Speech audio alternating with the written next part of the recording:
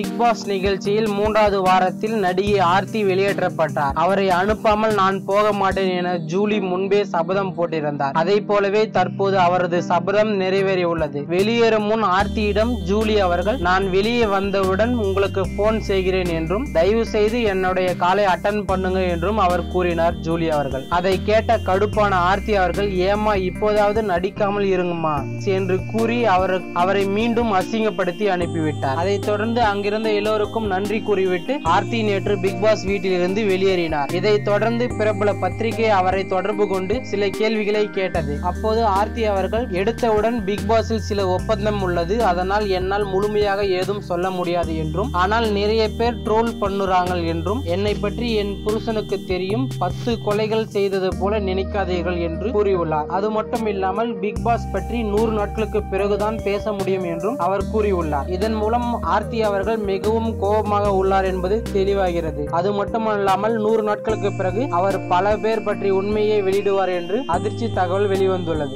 இந்த வீடியோ உங்களுக்கு பிடித்திருந்தால் லைக் செய்யவும், மேலும் இந்த வீடியோ பற்றிய உங்கள் கருத்துக்களை கீழே உள்ள கமெண்ட் பாக்ஸில் தெரிவிக்கவும். இந்த வீடியோ உங்களுக்கு மிகவும் பிடித்திருந்தால் இந்த வீடியோவை உங்கள் நண்பர்களுக்கு ஷேர் செய்யவும். மேலும் இதை போல் பல சுவாரஸ்யமான தகவல்களை தெரிந்து கொள்ள நம்ம சினிமா ஜாக்கி சேனலை சப்ஸ்கிரைப் செய்யவும். நன்றி, வணக்கம்.